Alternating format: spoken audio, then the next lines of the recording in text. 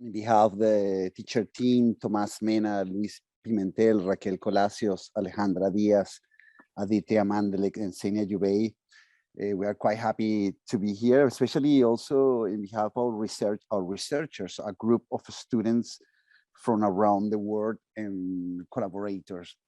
What you see in the background is a recently exhibition, Kiruna Forever, curated by Carlos Minguez, which address the situation of global Kiruna, especially the mine in the north of Sweden, especially this work making by Iwan Van, try to portray the technological mega systems in the north of Sweden, an interconnected network of minery transportations, hydraulic infrastructure, and other forms of industry. The research of Ian Wan trying to trace what really happened with the iron extracted in the north of Sweden and where they goes around the planet. These conditions to understand the ecology in a planetary perspective was actually introduced in the book Ecological Context of John McHale in the writing wrote in the 70s. And it's actually cyclically highlight as Anthony Lee Vidler comment in a kind of a enthusiastic spirit to claim back ecology. The beginning of the last century, 50s, 70s, 90s, and this especially these 2 decades of the 2 decades of this century. But especially what we can see in this universal planetary scale of McHale is what he introduced as a planetary housekeeping. So to understand this domestic conscious, understand the place that we inhabit as an indoor space. These visions was actually well known by the scientists, especially by Humboldt. We can see in this fantastic representation of the Naturhermare. But basically, what is interesting of this is the integrationist philosophy of Humboldt can allow to map and cartograph correlations and coexistence in a planetary scale. And especially warning about environmental constraints early in the beginning of the 19th century. In the case of Valencia Lake in Venezuela, how he anticipated that the cut of the trees that the Spanish colons were producing there in order to obtain the breeze or allow the wind to pass were affecting the level of the lake. So this actually in the heart of the Andes by Frederick Church is also highlighted in the book of Andrea Wolf in The Invention of Nature. It's a giant painting, was a giant painting of 150 by 3 meters, painting 1859, inspiring in the personal narrative of Humboldt. But what is characteristic is that then Humboldt never were able to see these paintings, but was exhibited in New York in more than 12,000 people visiting the gallery. And it was quite a long line around the blocks in New York waiting for seeing this fabulous representation of nature. What Andrea Wolf argues is that that representation of nature, of course, was based on scientific instruments that were complemented with artistic disciplines. That was actually something that Humboldt encouraged in a kind of an attempt to represent the world, and especially the nature that still at that point remained as an abstract concept. Same we can see in this fantastic documentation of Claudia Andújar of the cosmology and mythology of the Yanomamis in the Amazonian forest. And the ones actually show those links. In the Yanomami cosmology, we can see those links in those graphics that try to explain not the world, but actually to them to recognize themselves in the planet. The work that we have been doing in the laboratory of environmental diplomacies in the School of Architecture in Umeå University, together with my colleagues, and actually we have been receiving students from around the world in 3 courses, one MA studio and a freestanding course in a summer school. That we have the pleasure also to receive Eduardo and Sam from Global Extraction Observatory in one of our last sessions. We have been trying to develop a laboratory to understand ecology in a planetary perspective, open from different researchers and academic collaborators, and also organizations in field that could fit a platform or an instrument or a collaborative instrument that help us to understand these circumstances. Also, the work have been also supported by University Simón Bolívar, Fundación Espacio, presented in British Council. We are actually focusing in understand the consequences of industries and geographical artificial geographies especially in the Amazonas area in the Orinoco River, and joining also to other organizations that are actually trying to make visible what really happened in the Venezuelan Amazonia. We're interested in understand and reprogram these geographies of consume, but understanding as a ecosystem in network ecosystems in the planet, local, continental, and planetary scale. The geological conditions are fundamental, of course, in the planetary ecosystem that already exists in the continent, and understanding, of course, the measure and the circumstances that are related with the geography and the human settlements.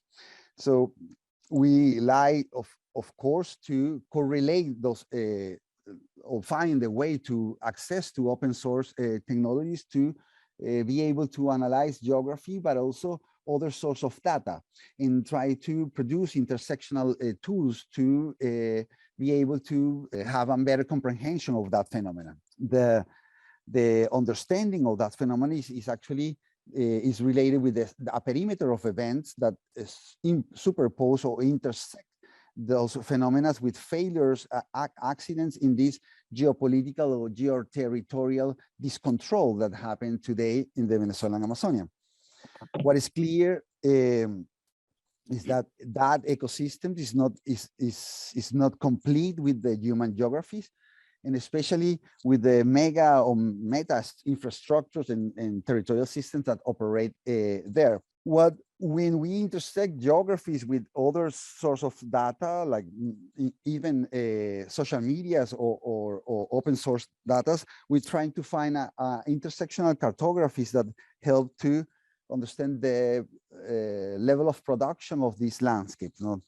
And what is interesting is that every geographies, of course, contain very important information that actually is imprinted in different networks of change of supplies and logistics that happen in an invisible way. The landscapes always have been productive, but we are interested in the ecosystemic service that this landscape could provide.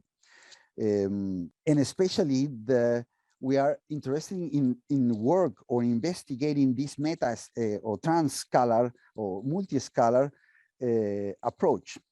The hypothesis is true that the landscape is productive, but we like to understand how actually operate in a planetary scale.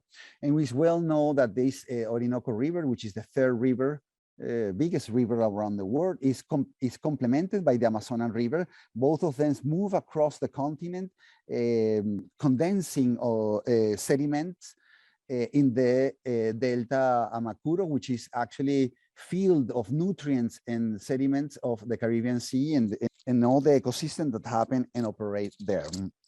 The Orinoco belong to continental systems, and the sediments of these rivers are mixed in a kind of a fabric of nutrients and fertilizers on a planetary scale. The territory has been actually the national territory is a state apparatus. It's a complex machinery that actually manage the resources in a non-circular change of supplies through practice of exhaustations, and especially in a intricated or complex network of economies, disarticulated economies of extractions with apparently no circular patterns.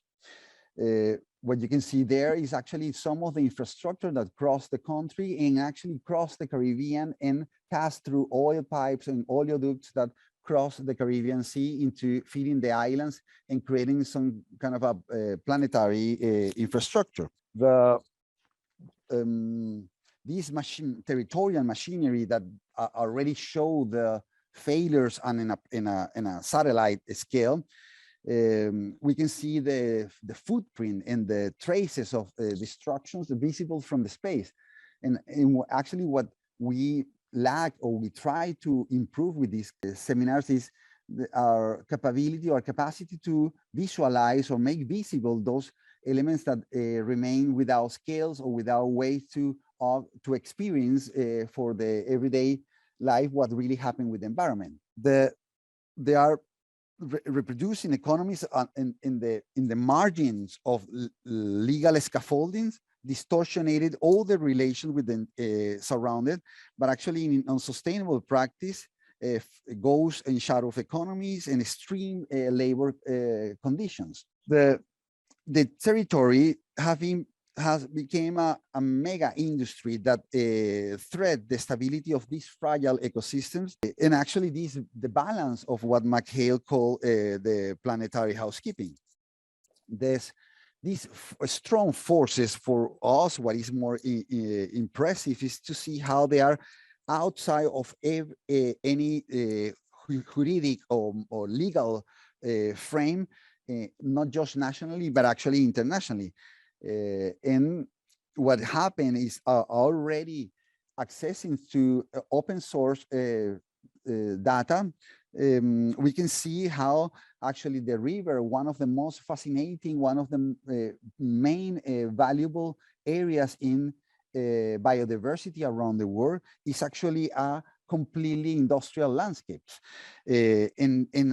In this territory, which is now an industry, is showing quite easily through the data information systems. But what is fascinating is that these ideas become early in the 60s, actually in 1966, in order to avoid the petrochemistry industry contaminations that coming from the west of the country and move across the capital in other states in order to avoid the desertification that industry was producing in the west of Venezuela, in the Mesa de Guanipa, specifically the Monagas state.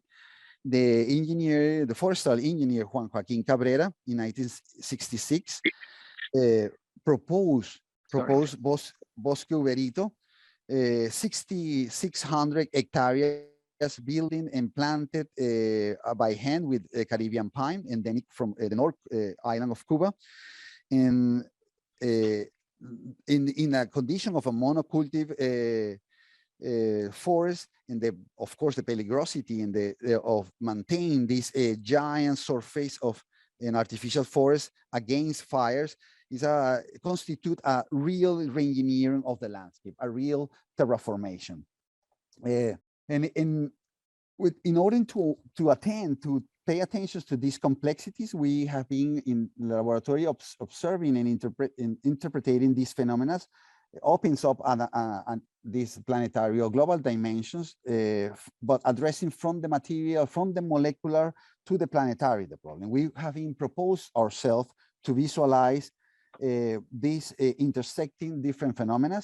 In the case of the Amazonas, Venezuelan Amazonas, the oil, gas, and especially the areas of the Delta, the cocaine farming conflicts, also the indigenous areas affected by mercury and extractions and coltan refineries and supplies, and of course the possibility to transform these oxygens in a future component or a component for the future. We have been trying to intersect these variables and parameters to address these geographical, political, economical, ecological, social, and logistic circumstances of the ecology in a holistic way. the research developed a quite interesting methodology as an interface that allowed instrumentalize the searching, but also is supported by a collaborative, decentralized, and remote platform. It's a method, multi-scalar and intersectional, that allow us to integrate different medias and open source and digital tools. We have been producing this in a free open softwares and intersecting by coding different platforms that allow us to work collaboratively with different students around the world, and have one single space or digital space that allow us to experience the climate in different conditions. So we actually have been tracing the operations that happen in the Venezuelan Amazons and the change supplies, but also the international commerce, and to see how actually some countries that with a environmental agenda actually are investing in this minor arc of the Amazonas with a kind of invisibility or global invisibility about what really happened in those territories. The space is a three-dimensional environment, immersive, that is operating in real time, and could be fed not just by researchers around the world, but also by communities and ONGs and institutions on field. The instruments have been mapping different financial fluxes and forces, economical forces globally, specializing the level of influence and co-responsibility of other countries in that fragile ecosystem, but especially allow us to have a fantastic trip together upriver and move us in between the ground and the atmosphere in understanding climate as academic and pedagogical experience. Thank you. So this environment, of course, we have been producing a different ways. Of course, we are working with open sources and open technologies, and trying to reproduce these fantastic ecosystems. So we know that still we are in phases of trying to propose that instruments and elevate the discussions to other levels and trying to find a way to work to produce these workflows in an open platforms that use the geo-representational data, transforming in a collaborative environment and be able to be manipulated with people around the world. Basically, what we have is an instrument that could be in a real-time navigations. We can transform in a space for discussions and forums open that allow to see what really happened with this system of abstractions. And I want to wrap up just by saying that we have been receiving also information in ground and connecting these tools with different sources and visualizing very simple tools to allow us to see, for instance, these Las Claritas mines that grow 1 kilometer per year. And by intersecting these tools, we are able to feed also the instruments with tables of economy fluxes, also simulating mercury dissemination around the rivers, statistic data files, and your representational data in a more complex and holistic way to understand the nature. Just to wrap up, what is coming next is these multi-agency platforms that we are producing together with our students and ex-students that are now transforming in climate or environmental journalists that have access to this platform freely, and they can feed it by new findings, but also by organizations on ground. What we found convenient is that these intersections with the organizational data actually intersected with the real territories of indigenous communities, seeing how it was impossible to define a perimeters of influence that are controlling by legal scaffolds that really managed to control what happened in these territories, especially that are not contained by geographical limits, by boundaries where indigenous have been habiting since 1,000 years ago. I'm gonna wrap up just because I don't have time, so I don't know if I can maybe finish with this short video when I like to show the platforms that we are producing, where we are mapping these cases. Thank you very much. Yeah, thanks. Appreciate it.